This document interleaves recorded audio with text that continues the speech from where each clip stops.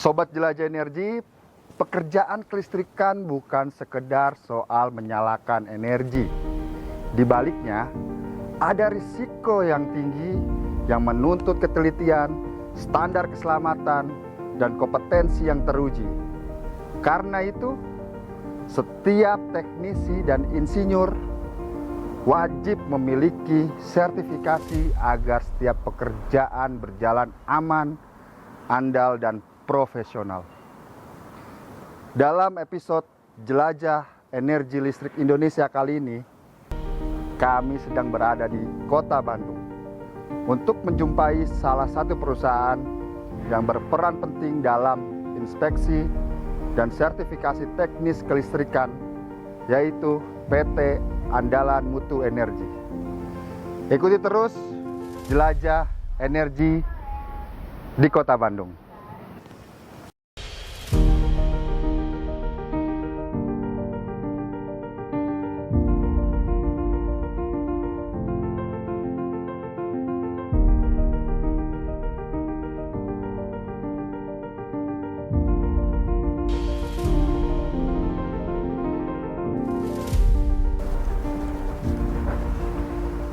Selamat pagi. Selamat pagi, Mbak. Saya Chandra dari Listrik Indonesia Media. Sudah janji dengan Pak Nizar untuk bertemu hari ini. Oh iya, silakan. Ya. Saya antar.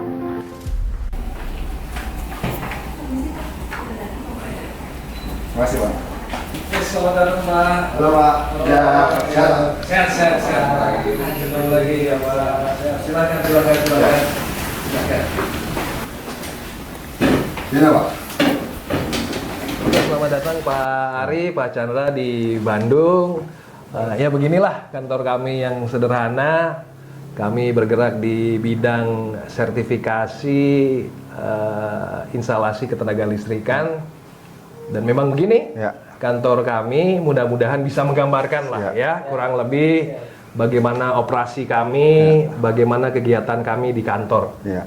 Jadi kurang lebih seperti itu. Ya, terima kasih juga nih Pak Nizar atas sambutannya nih. Ini kita dari Jelajah Energi Listrik Indonesia tentunya ingin tahu nih, ingin ngobrol-ngobrol santai dengan Pak Nizar. Bagaimana sih instalasi kelistrikan atau keselamatan di sektor kelistrikan itu seperti apa?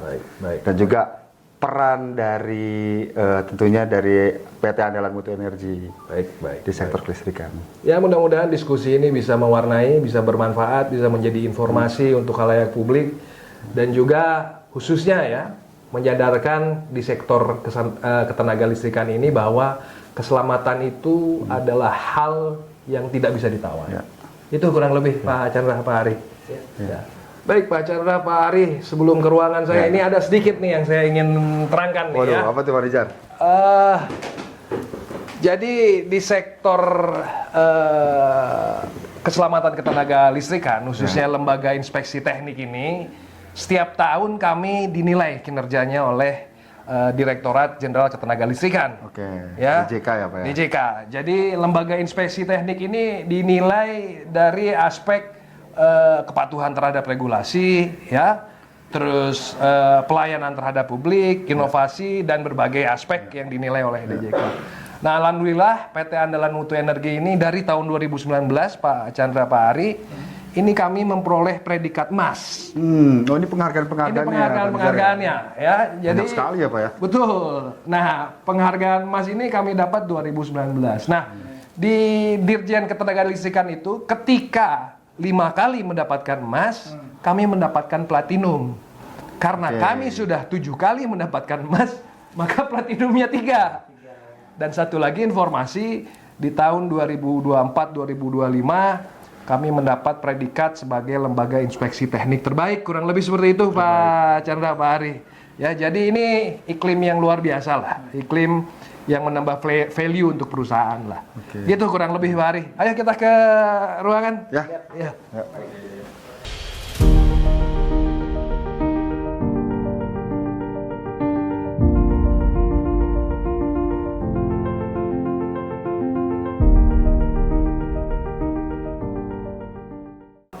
Oke Sobat Jelajah Energi, kali ini saya sedang berada di kantor PT Andalan Mutu Energi, salah satu lembaga inspeksi dan sertifikasi untuk keselamatan kelistrikan. Nah, saya ingin ngobrol-ngobrol ya dengan yang ada di sebelah saya ini. Saya perkenalkan dulu Sobat Jelajah Energi.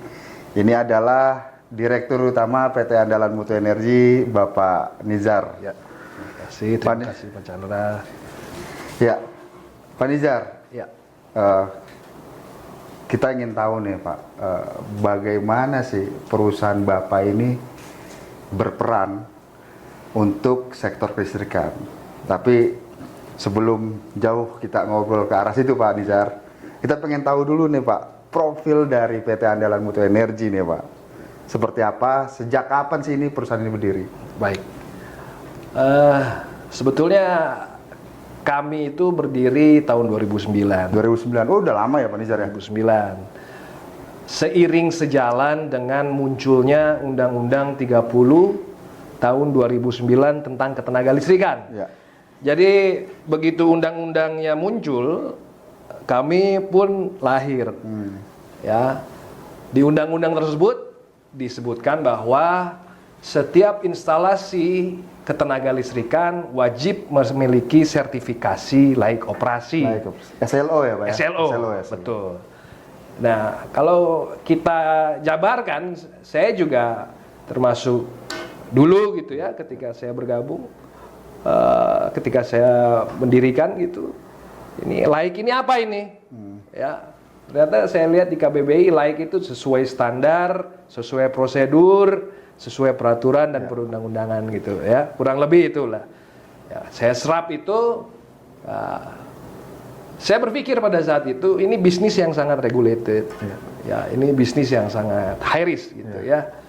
Tapi saya pikir ini tantangan. Jadi di 2009 kami berdiri, ya cukup sulit 2009 karena apa? Karena ketika perusahaan ini berdiri, kami harus memiliki tenaga-tenaga profesional, ya, yang memiliki pengalaman di bidang-bidang tertentu, baik itu pembangkit, transmisi, distribusi, pemanfaatan, yang juga memiliki kompetensi. Ya, artinya apa? Personil terkait harus memiliki sertifikasi dan disertifikasi kompetensi oleh lembaga sertifikasi kompetensi. Dulu itu tantangan. Ya, tapi seiring berjalannya waktu dari 2009 ini terus melalui perubahan, baik itu perubahan kewenangan ya. Dulunya sertifikasi layak operasi itu dipegang oleh kota, kabupaten, bergeser ke provinsi, yang akhirnya sekarang ke pusat. Nasional. Ya, dengan munculnya Undang-Undang Cipta Kerja itu ditarik semua ke nasional. Tapi itu dinamikanya lah ya. Jadi kalau ditanya profilnya, lahirnya 2009 dan alhamdulillah kami bertahan sampai tahun sekarang. Ya, dengan berbagai tantangannya. Begitu kurang lebih Pak Chandra. Menarik tuh Pak Nizar. Jadi perjalanan dari Andalan Mutu Energi, Sobat Jelajah Energi, sangat panjang dan sudah merasakan asam garam ya di sektor kelistrikan. Nah, Pak Nizar, sekarang kan pemerintah ini sedang gencar-gencarnya mendorong proyek strategis nasional. Banyak pembangkit dibangun, kemudian juga belum lama ini ada kereta cepat Jakarta-Bandung. Nah, bagaimana Andalan Mutu ini berperan di sektor atau di proyek strategis nasional ini, Pak? Tentunya begini, esensi dari undang-undang itu, di Undang-Undang 30 itu esensinya adalah K2 atau keselamatan ketenaga listrikan. Jadi menyeluruh. Selamat bagi apa? Selamat bagi instalasinya, selamat bagi yang bekerja atau personilnya, selamat juga bagi lingkungannya. Ya, jadi 3 aspek utama itu. Ya.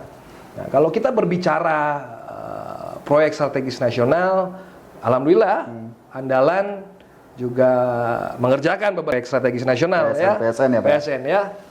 Salah satunya WUS kereta api cepat itu kami juga yang mengerjakan.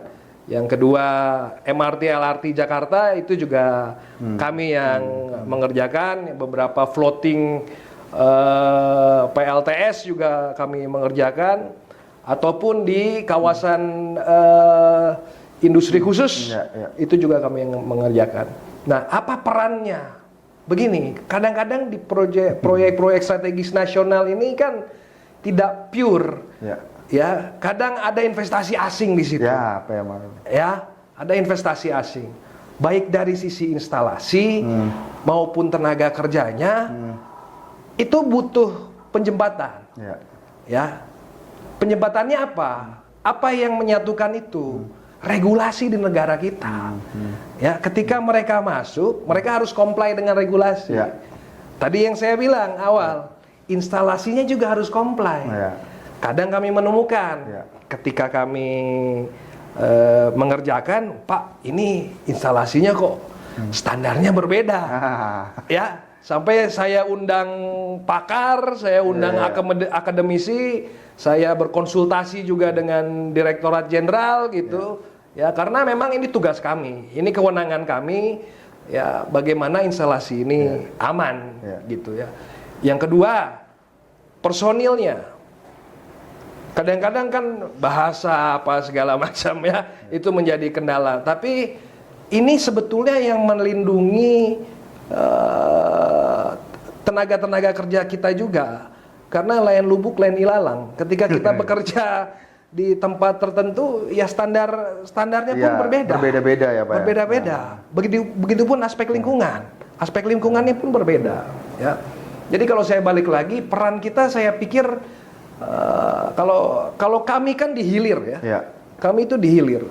Jadi istilahnya keselamatan ini yang menjadi tonggak akhir bagaimana proyek ini akan berjalan secara lancar dan selamat. Itu kurang lebih.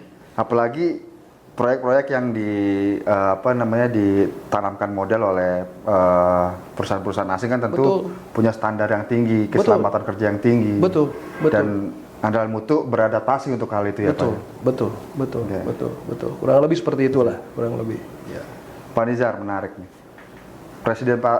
Presiden Pak Prabowo itu kan punya target pertumbuhan ekonomi nasional.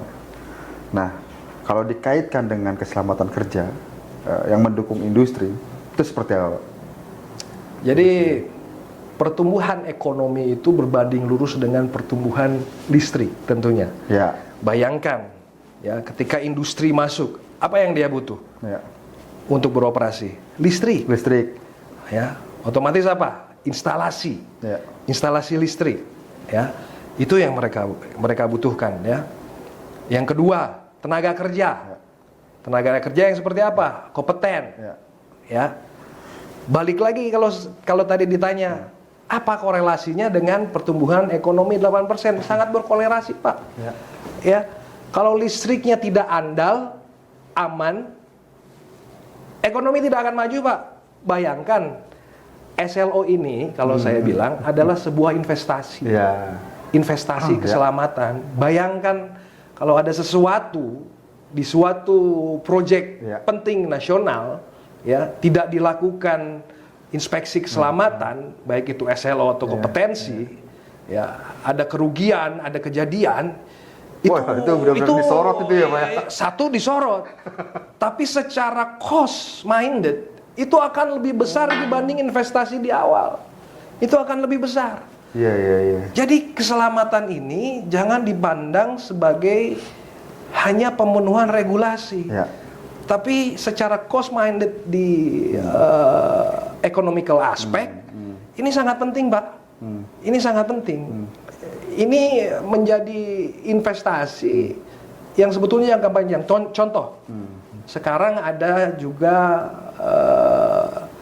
kita berbicara masalah EBT ya, energi baru terbarukan. Ya. Di kawasan-kawasan industri segala macam itu mulai tuh rooftop PLTS kan itu menjadi persyaratan, Pak.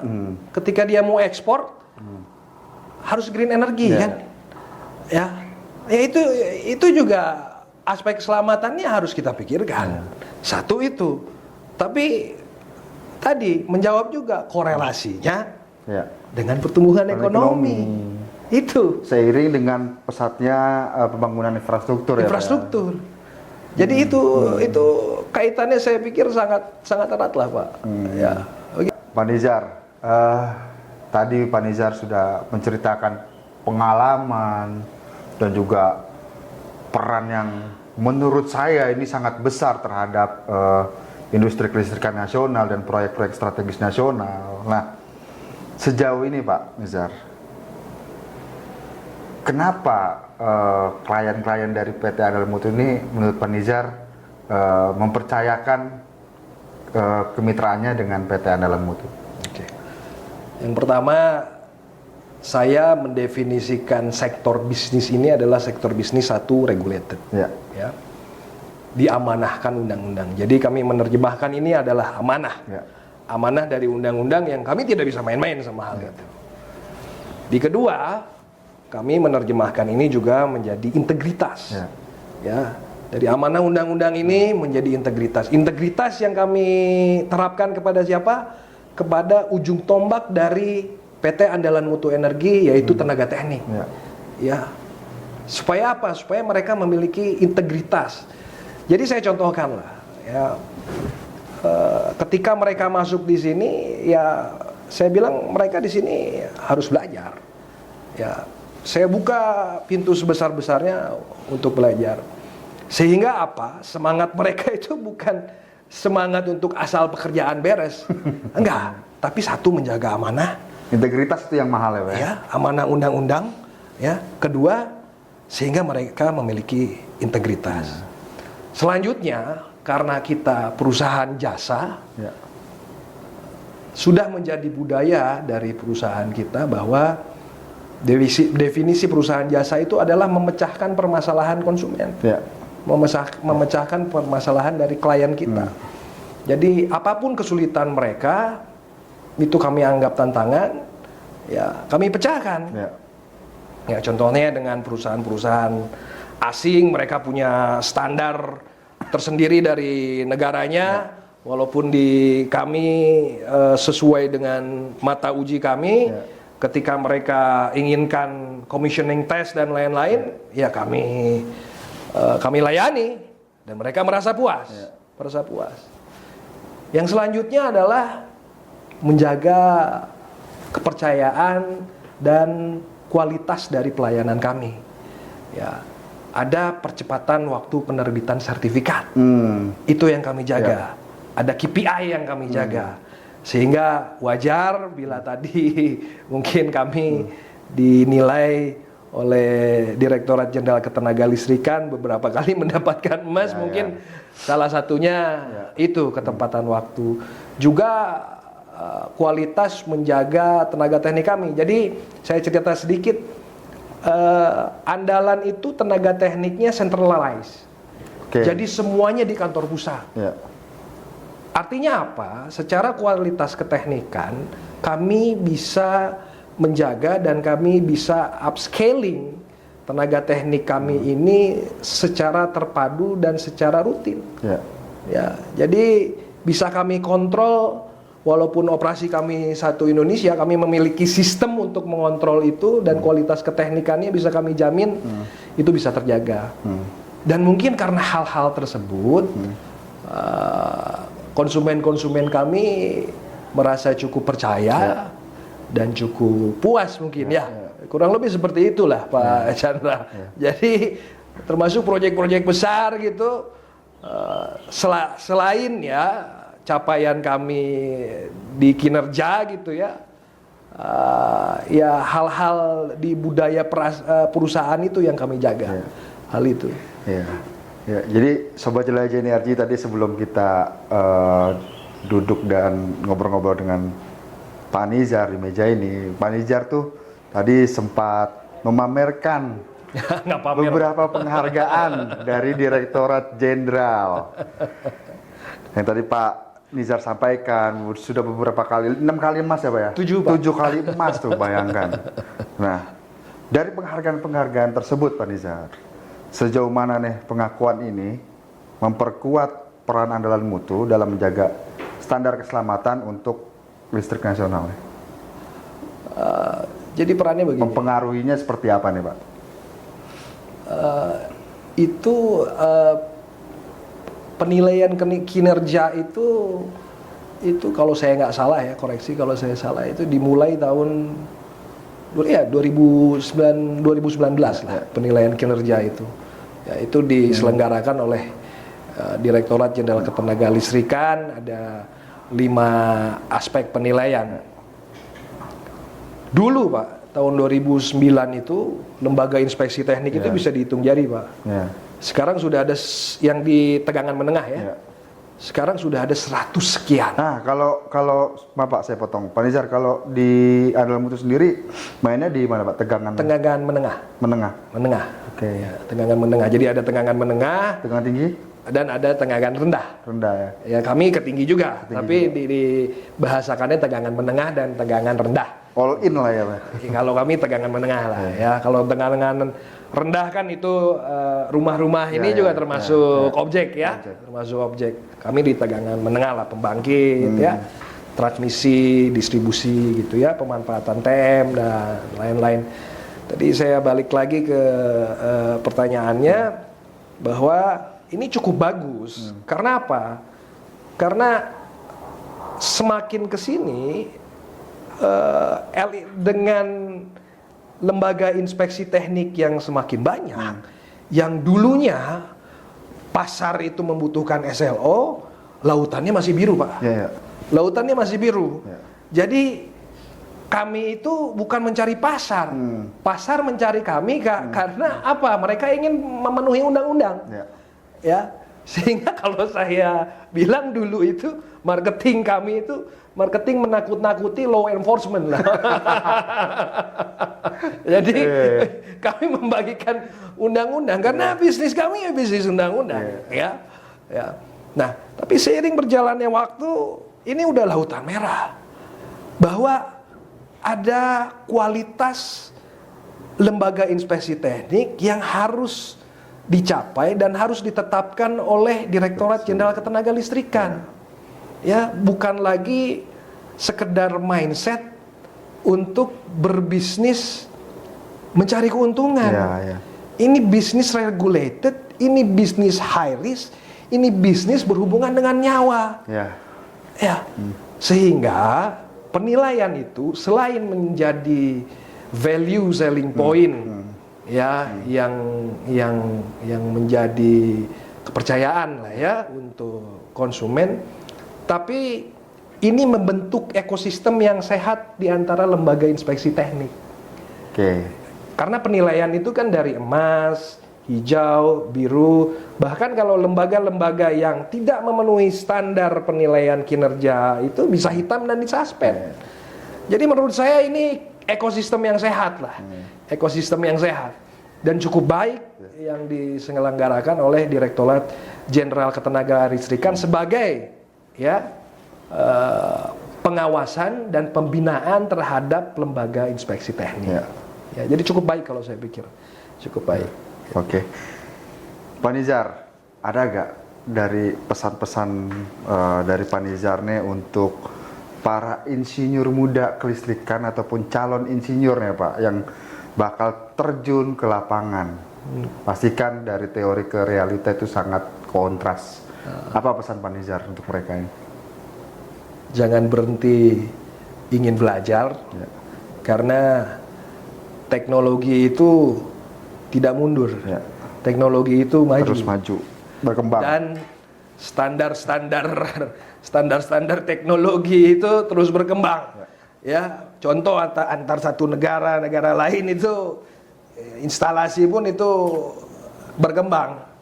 Jadi untuk tenaga muda baru, ingat, mindset kita itu bukan untuk hanya bekerja, tapi untuk menambah ilmu,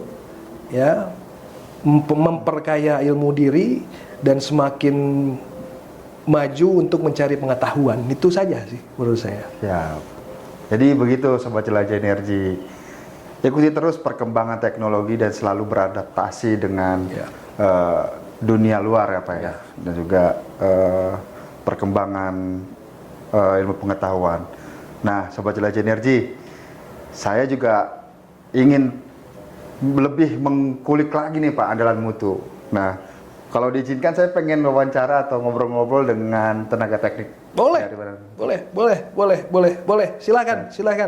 Nanti boleh dengan koordinator tenaga teknik kami, Pak Iyep, boleh dikulik lagi secara mendalam bagaimana unsur keteknikan dan lain-lain. Silahkan.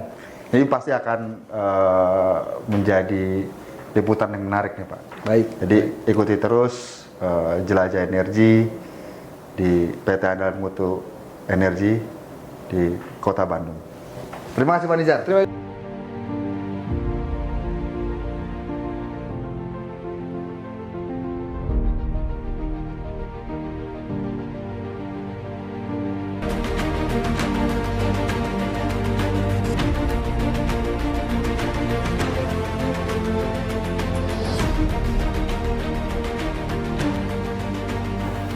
Ya, Sobat Jelajah Energi, tadi seru sekali habis ngobrol-ngobrol sama Pak Nizar.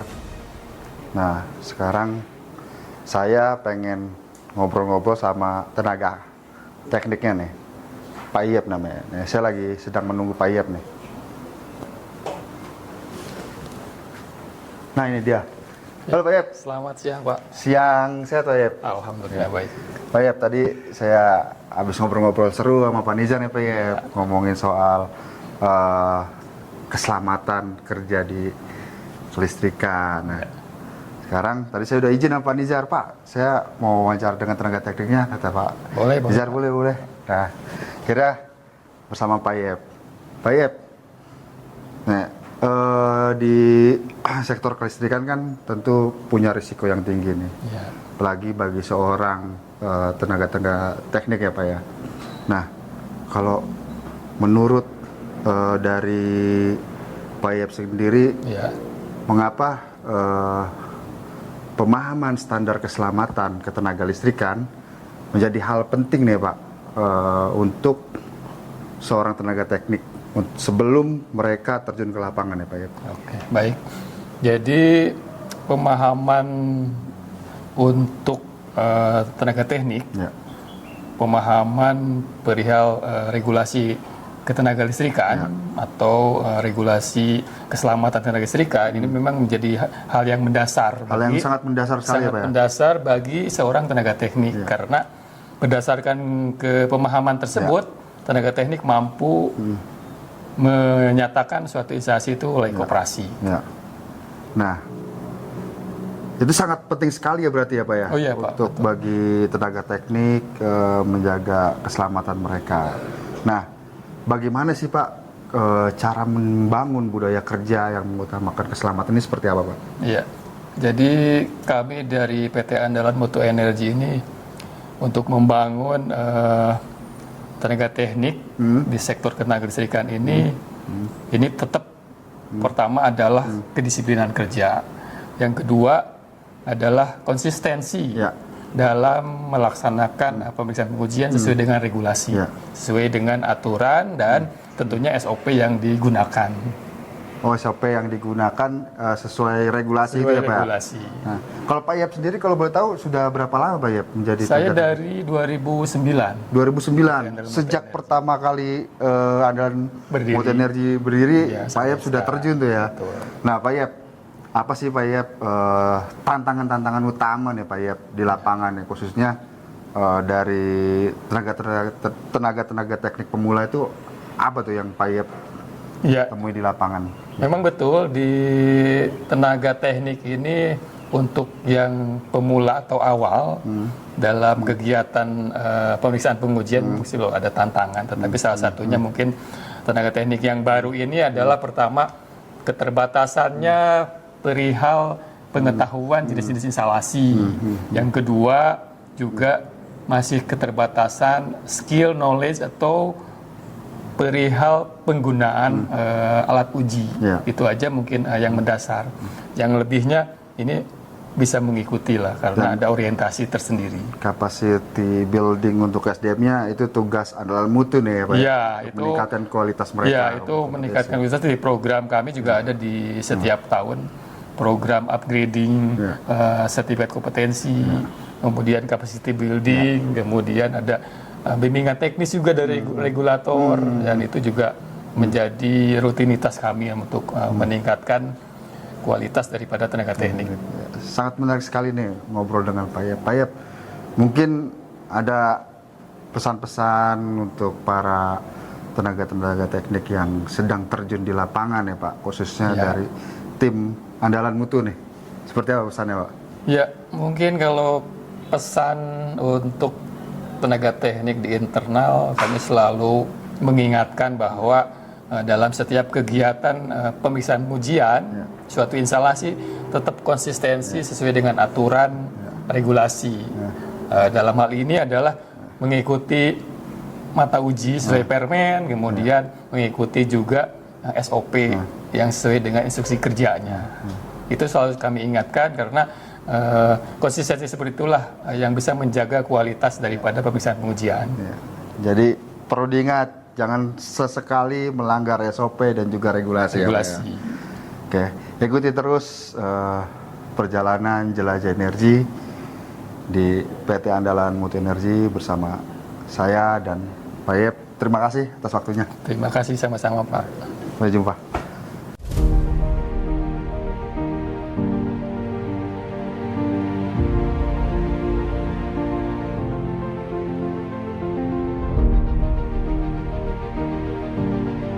Yang kuat dan semangat yang diwariskan, PT Andalan Mutu Energi melanjutkan langkah menuju masa depan. PT Andalan Mutu Energi tetap konsisten, terpercaya, berkelas emas dan platinum. Ingat SLO, ingat Andalan.